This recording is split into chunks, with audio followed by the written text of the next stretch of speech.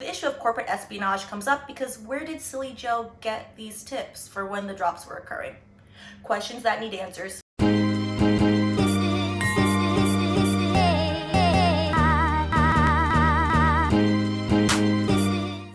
Welcome back to Wine and Chill, your home for all things legal shenanigans. I'm Stephanie, your friendly neighborhood lawyer. Well, as you know, not your lawyer, which brings me quickly to our disclaimer. By watching this video, you understand and acknowledge that this video is solely for entertainment purposes only, and you agree that you've read the full disclaimer down below in the description box. Alright, so we're here to talk about some sneakers. It was brought to my attention that on the Twitter, yes, I still refuse to make an account, that legal theories have been going around regarding the racket that is sneaker reseller programs, specifically the mini empire of one reseller named Joe Hebert. Let's discuss the Twitter legal theories and see if they have any teeth. So we're going to walk through a brief background of what's occurred and then a few of the legal theories. Conflict of interest, corporate espionage, has this occurred, trade secret infringement, and then lastly, is the FTC going to investigate? A brief background: I do not have a Twitter, like me. So 19-year-old Hebert is a Nike reseller that utilizes software bots and elbow grease to buy up thousands of sneakers to then sell at a profit. By the way, his mother happens to be Ann Hebert, a now former, keyword on former, Nike executive, and yes, he used her credit card to make hundreds of thousands of dollars of purchases. If you want a detailed accounting of what occurred, see below the link in the description for the original Bloomberg article where, yes, Silly Joe decided that he was going to tell on himself.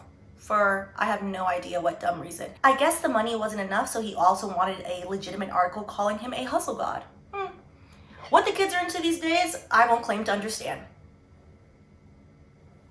So for those of you that do not stand in Nike's long line or utilize the sneaker app, let's take a quick look on how purchases of Nike sneakers actually works these days. Nike sells sneakers online and exclusive drops via their app titled SNKR, sneaker. Clever. It is noted that these sneakers sell out in minutes. Generally, the average consumer is unable to acquire their favorite shoe, so the consumer then goes where? To the reseller. Insert resellers like Silly Joe. People like Joe buy large quantities of the sneakers on the same Nike app by utilizing various software to outsmart the app. Joe and his resale gang then sell the shoes at a markup. Insert picture of Joe and his giant sneaker empire. Let's start with conflict of interest. So conflict of interest is when an individual's personal interests, family, friendships, financial, or social factors could compromise his or her judgment, decisions, or actions in the workplace. Does this sound familiar? Yes, nepotism is a giant conflict of interest. However, it is allowed and sometimes encouraged in this country. But alas, that is a talk for another day. So yes, his mother worked, keyword worked, as she just resigned from Nike for 25 years. And was the VP/GM, General Manager of North America, according to her LinkedIn, which I did check. News outlets are claiming that maybe she possibly oversaw marketing as well as a sneaker app. I'm not sure of the veracity of that statement, seeing as these new outlets have conflicting evidence. Let's go with LinkedIn. So her offspring, yes, decided to use her credit card to purchase the sneakers that fueled his reseller dream. Reports are split because I did read a few articles as to whether or not this is her corporate card. I'm not sure, neither half of these articles. Some are saying it is, some are saying it isn't. That is a huge distinction of the veracity of the conflict of interest. So on Twitter, I'm seeing two different schools of thoughts, all speculation, of course, as is this video. So either people are thinking she knew that he used her card, or she's Richie Rich and didn't know that he used her card, and therefore he deserves to raw slick. First of all, if it was my pick-me, I would choose violence. To the point of her knowledge about his business, well, Miss Hebert actually did state and acknowledge that in 2018, she did inform Nike of her son's little reseller business.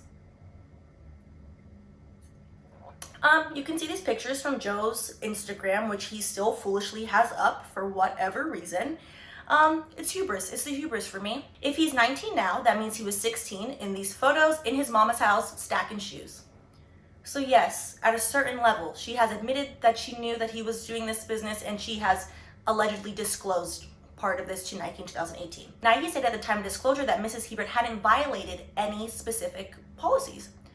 Keywords at the time of disclosure, as in 2018. Fast forward to 2021, I'm pretty sure some violations may have occurred. However, speculation, and I guess on my end. To sum up conflict of interest, yes, there's clear conflict of interest here. However, that is up for the entity, corporation, to decide, aka Nike. Do they think there's conflict of interest?